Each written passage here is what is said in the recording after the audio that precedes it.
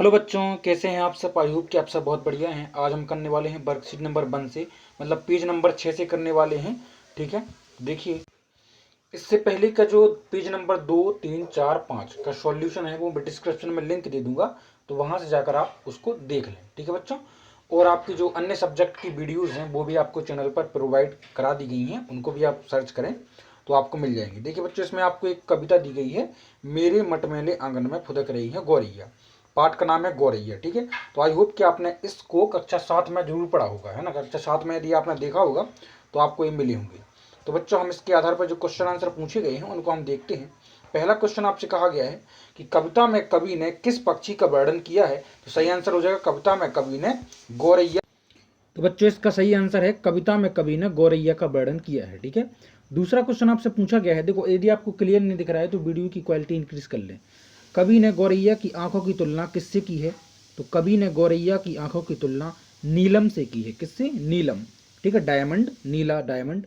उसके पंखों की तुलना किससे की है। तो पंखों की तुलना सोने से की है, गोल्ड। हम तुलना किसी से किसी की क्यों करते हैं। तो देखो, किसी से किसी की तुलना श्रेष्ठता दर्शाने के लिए किया जाता है कि कौन श्रेष्ठ है। ठीक है, तुलना करने वाले अलंकार को क्या कहते हैं। तो बच्चों, तुलना करने वाले अलंकार को बोलते हैं उपमा अलंकार। अगला है, इस कविता में पुनरुक्ति वाले, पुनरुक्ति मतलब जो दो बार आए हैं, रिपीट है ना। तो देखो, चुन चुन, तो तिनके तिनके, अंग अंग और फर फर। ठीक है, यहाँ तुलना के लिए सी शब्द आए हैं, उन अंशों को लिखिए। तो देखो इसमें लिखा है अंग अंग में बिजली सी। दूसरा है नीलम की सी नीली आंखें, और सोने से सुंदर पर। ठीक है, अगला है सी और से शब्द को यहाँ किस अर्थ में प्रयोग किया गया है। तो सी के है, सी जहां भी है वो होता है के जैसी, है ना, और से मतलब के समान या के जैसी। ठीक है, अब चलते हैं हम पेज नंबर नेक्स्ट पर। तो पेज नंबर 7 हो गया अपना। पेज नंबर हम देखते हैं 8। तो पेज नंबर 8 में आपको उपसर्ग और प्रत्यय बताया गया है बच्चों। किसी भी मूल शब्द के जो पहले लगता है, जैसे वन, वन है ना, तो अगर हम उप लगा देंगे आगे तो उपवन हो जाता है, तो वो उपसर्ग होता है। मूल शब्द के पीछे अगर हम कोई शब्द लगा दें तो वो होता है प्रत्यय। जैसे समान प्लस ता, समानता। ठीक है, तो ता जो है उपसर्ग प्रत्यय हो गया। ठीक है, इसी आधार पर पाठ्य सामग्री आपको दी गई है और फिर आपसे जो है कुछ क्वेश्चन किए गए हैं, तो हम देख लेते हैं। मूल्यांकन 2 वर्कशीट नंबर 1, आपसे कहा गया है पूजा शब्द में आरी शब्द जुड़कर पुजारी नया शब्द बनता है, इसी प्रकार नवीन शब्द का निर्माण करें। ठीक है, देखो, पूजा प्लस आरी पुजारी, सोना प्लस आर सुनार, पंडित प्लस आयन पंडितायन, मानव प्लस ता मानवता, पुष्प प्लस इत पुष्पित। ठीक है, लिख प्लस आई लिखाई, फिर आ गया पढ़ाई, घबराहट, बनावट, शेरनी, बचपन, लड़ाकू, झगड़ालू, राष्ट्रीय, मिठास, बनारसी, गरीबी और कुलीन। इस तरह से आपका पेज नंबर 9 का जितना भी था कंटेंट वो तो हो गया ओवर। ठीक है, अब चलते हैं हम पेज नंबर 10 पर। तो बच्चों, अब पेज नंबर 10 जो लर्निंग आउटकम्स H712 में आपको छंद विधान के बारे में बताया गया है। बच्चों, छंद पाए जाते हैं काव्य में, जैसे कि गद्य और पद्य दो होते हैं किसके। ठीक है, तो दो विधा होती हैं लेखन की, कौन सी, एक तो गद्य और एक पद्य। जो गद्य होता, जो पद्य होता है, जैसे कविता हुई, ठीक है, दोहे हुए, तो उनमें जो छंदों का निर्माण किया जाता है। छंद जो है, छंद कविता की या काव्य की रस या अनुभूति को व्यक्त करते हैं। ठीक है, उसकी काव्य सौंदर्यता को बढ़ाते हैं। देखो, पाठ 7, यदि आपने कक्षा 7 में नीति के दोहे जरूर पढ़े होंगे। कक्षा 7, बेशक आप कक्षा 8 में हैं, लेकिन इसमें जो कंटेंट दिया गया है वो कक्षा 7 का दिया गया है, क्योंकि ये लर्निंग आउटकम है, मतलब गैप सामग्री है, जो आपका गैप हो गया है उसमें। ठीक है, वो आपसे पूछा गया है। ठीक है, अब देखो, तो वर्कशीट नंबर 1 में आपसे कहा गया है हिंदी में ह्रस्व स्वर कौन कौन से हैं। तो ह्रस्व मतलब देखो, स्वर वो होते हैं जैसे छोटा आ से आ तक। अब ह्रस्व स्वर की बात होती है तो ह्रस्व स्वर होते हैं छोटा आ, मतलब जो अपने मुख से जल्दी निकल जाए। आ, ई, उ, ए, है ना, ये जल्दी निकलने वाले स्वर हैं, इसलिए ह्रस्व स्वर को कहलाते हैं। जिनको थोड़ा देर लगे, जैसे आ, बड़ी ई, तो इस तरह से वो दीर्घ स्वर होते हैं। ठीक है, तो हिंदी में ह्रस्व स्वर है आ, ई, उ और आ। और ह्रस्व स्वर की एक मात्रा होती है, दीर्घ स्वर की दो मात्राएं होती हैं। चंद्र बिंदु वाला अक्षर लघु होता है, अनुस्वार युक्त वर्ण गुरु होता है, और शब्द में प्रयुक्त संयुक्त वर्ण के पूर्व का अक्षर होता है कंत और दंत। इस प्रकार से दो हैं, आपको भरे हुए हैं, तो आप इसको कर सकते हैं। अब चलते हैं हम पेज नंबर 12 पर। पेज नंबर 12 वर्कशीट नंबर 2, करत करत अभ्यास के जड़मत होत सुजान, रसरी आवत जात ते सिल पर परत निशान। ठीक है, यदि आप मेहनत करेंगे, अभ्यास करेंगे तो आप एक दिन जरूर ही सफल हो जाएंगे। जिस प्रकार रस्सी जो है घिस घिस कर पत्थर पर भी निशान बना देती है। ठीक है, उदाहरण देकर समझाइए। यह कौन से छंद का उदाहरण है? तो बच्चों यह जो है दोहा छंद का उदाहरण है। इस छंद में कुल कितने चरण हैं? तो इस छंद में कुल 4 चरण हैं।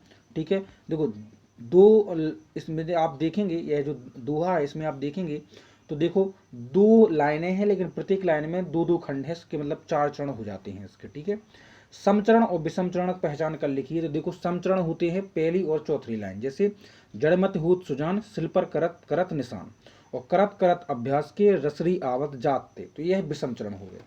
प्रथम चरण की मात्राएं गिनकर लिखी। तो प्रथम चरण में 13 मात्राएं हैं, द्वितीय चरण में भी आपकी 11 मात्राएं हैं।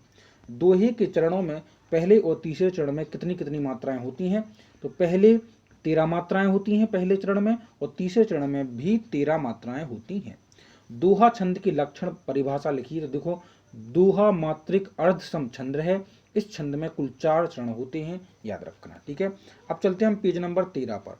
Page number 13 learning outcomes H715। ठीक है, काव्य रस के बारे में बताया गया है बच्चों। रस जो है, रस वो होते हैं जो हमें किसी भी कविता को पढ़कर या सुनकर हमें जो आनंद की अनुभूति होती है उसे ही हम रस कहते हैं। ठीक है, आपको माँ कह एक कहानी पाठ 21 जो है पाठ्य सामग्री कक्षा 7 में आपको दिया गया था ये लेसन। ठीक है, तो इसी के आधार पर जो है अब आपके प्रश्न बनते हैं। आपने ये कविता जो है जरूर पढ़ ली होगी और आपकी बुक में हुई होगी।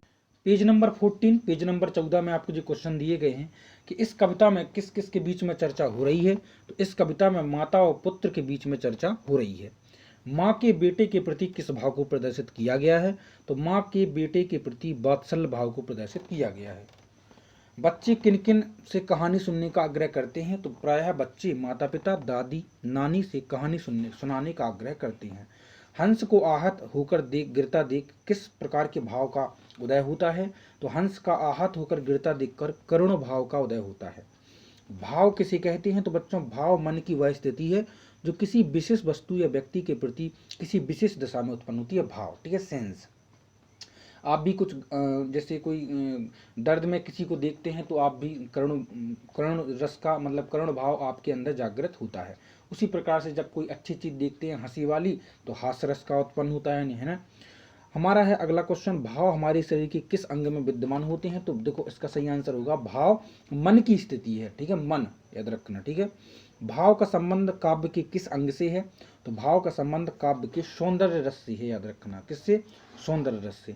अब चलते हैं हम पेज नंबर 15 पर। पेज नंबर 15 में आपको यही दिया गया है वर्कशीट नंबर 1। आपको एक लाइन दी गई है, दो मैया री मोही माखन भावे, मतलब हे मेरी मैया मुझे तो माखन ही चाहिए, माखन अच्छा लगता है। जो मेवा पकवान कहती तू मोही नहीं रुचि आवे, मतलब जो आपको पकवान मेवा बनाती हैं या देती हैं मुझे उसमें रुचि नहीं है, मुझे तो केवल क्या माखन अच्छा लगता है। इस पद्य में कौन किससे कह रहा है? तो इस पद्य में श्री कृष्ण जी यशोदा माता जी से कह रहे हैं। माता और पुत्र के बीच यहाँ कौन सा भाव प्रदर्शित होता रहा है? तो इसका सही आंसर है वात्सल्य भाव। ठीक है, जब भी किसी छोटे बच्चे की बात हो तो अधिकतर वहाँ वात्सल्य भाव ही प्रदर्शित होता है। बालक कृष्ण को क्या चीज खाने में अच्छी लगती है? तो उनको माखन खाने में अच्छा लगता है। माता के पुत्र के प्रति प्रेम को क्या कहते हैं? तो माता के पुत्र के प्रति प्रेम को वात्सल्य बोलते हैं, या वत्सल या ममता भी लिख सकते हैं आप। ठीक है, वत्सल भाव किस रस में होता है? तो वत्सल भाव वात्सल्य रस में होता है। अब चलते हैं हम पेज नंबर 16 पर। पेज नंबर 16 वर्कशीट नंबर 3 मूल्यांकन 4। ठीक है, काव्य रस और उसके स्थायी भाव को पढ़िए और समझिए। यहाँ कुछ नहीं करना है। श्रृंगार रस जो होता है उसका स्थायी भाव होता है रति। ठीक है, हास्य रस में हास रस होता है, करुण रस में शोक रस होता है, रौद्र का क्रोध है। यहाँ पर आपको रस दिए गए हैं, उनका स्थायी भाव दिया गया है कि इस तरह की स्थिति में किस प्रकार के भाव मन से हमारे जागृत होते हैं। अब पहला क्वेश्चन इसी के आधार पर आपको दिया गया है कि घन घमंड घन गरजत घोरा प्रियाहीन डरपत मन मोरा, दामिनी दमक रही घन याही खल की प्रीति जथा थिर नाही। इसमें भयानक रस है और इसका स्थायी भाव है भय। भयानक रस में जिस पद से हमें, जिस लाइनों से हमें डर लगे या किसी भी जो है भयानक चीज का हमें प्रदर्शित हो तो वहाँ पर भयानक रस होता है, उसका स्थायी भाव भय है। शोक विकल सब रोबही रानी, रूपशील गुण तेज बखानी, करही बिलाप अनेक प्रकारा, परही भूति भूमि तल बारही बारह। इसमें करुण रस है और करुण रस का जो स्थायी भाव होता है वो होता है शोक। ठीक है, एक और अजगर जैसी एक और मृगराय, बिकल बटोही बीच ही परियो मूर्छा खाए। तो अजगर है और मृगराय है, ठीक है बच्चों। तो उसमें भयानक रस है, और भयानक रस का जो स्थायी भाव होता है वो भाव। सिर घोट मोर पर चुटिया थी लहराती, थी तोंद लटक कर घुटनों को छू जाती, जब मटक मटक कर चले हंसी भारी, हो गए देख कर लोट नर नारी। तो इसमें हास्य रस है, और हास्य रस का स्थायी भाव हो गया आपका कौन सा, हास, ठीक है। अब चलते हैं हम पेज नंबर आपका हो गया 16, पेज नंबर 17 पर चलते हैं। तो पेज नंबर 17 पर आपको सुभाष चंद्र बोस जी द्वारा लिखित एक पत्र जो है उन्होंने अपने प्रिय मित्र केलकर जी को लिखा है, उसको वर्णन आपको दिया गया है। इसी वर्णन के आधार पर पेज नंबर 18 में जो क्वेश्चन है हम उनको देख लेते हैं। पेज नंबर 18 में आपसे कुछ क्वेश्चन ऊपर ही पूछ लिए गए हैं कि पत्र कितने प्रकार के होते हैं। तो बच्चों पत्र जो है 2 प्रकार के होते हैं। पत्र के कितने अंग हैं, तो पत्रों के 6 अंग होते हैं। यह पत्र किस श्रेणी में आता है, तो यह पत्र जो है व्यवहारिक श्रेणी में आता है। एक कार्यालयी पत्र होता है, एक व्यवहारिक पत्र होता है। जो प्रधान अध्यक्ष आचार्य जी को शिकायत पत्र कार्यालय में भेजना हो वो कार्यालयी पत्र है। मित्र को, बहन, माता पिता, इनको से जो पत्र लिखा जाए वो व्यवहारिक पत्र होता है, ठीक है। उस पत्र में पहले स्थान का नाम क्यों लिखा जाता है, तो बच्चों क्योंकि यह एक निजी पत्र है, इसलिए इसमें जो है पता पहले लिखा जाता है, ठीक है। संबोधन में क्या लिखा गया है, तो संबोधन में लिखा गया है प्रिय श्री केलकर जी, ठीक है। यह पत्र कब लिखा गया, तो यह पत्र जो है 28 अगस्त 1925 को लिखा गया, ठीक है। अब चलते हैं हम किस पर, पेज नंबर हमारा कौन सा हो गया, ये पेज नंबर 18 कंप्लीट हो गया। पेज नंबर हम चलते हैं 19 पर, वर्कशीट नंबर 1। एक्चुअली में तो यहाँ पर आपको कुछ करना नहीं है, आपको पहले देखना है कि इसमें एक्चुअली में लिखते कैसे हैं। सबसे पहले आपको एक व्यवहारिक पत्र दिया गया है, तो व्यवहारिक पत्र में सबसे पहले आपको संबोधन लिखना पड़ता है, जिस प्रकार मैंने लिखा है प्रिय मित्र अनुज, ठीक है। और इसके बगल साइड में लिखते हैं अपन क्या, इधर मैंने थोड़ी गलती ये कर दी कि इधर इंग्लिश में लिख दिया, बल्कि ये हिंदी का पत्र है। तो बच्चों आपको हिंदी में ही इधर पत्र जो है, पत्र के बगल में जो है, संबोधन के बगल में जो है आपको पता लिखना है, ठीक है, याद रखना। तो हिंदी में लिखना है, ठीक है,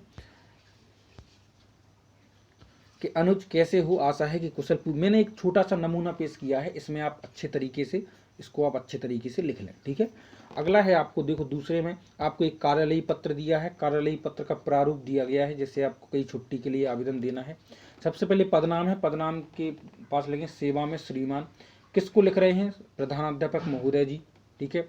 फिर विषय लिखते हैं कि उसके नीचे ही आपको पता लिखना होता है कि आप किस पते पर यह पत्र लिख रहे हैं, ठीक है। स्कूल में लिख रहे हैं तो स्कूल का पता लिखेंगे। विषय में आप लिखेंगे कि किस विषय से संबंधित है, छुट्टी के लिए है, शिकायत के लिए है, ठीक है, फीस माफ के लिए है।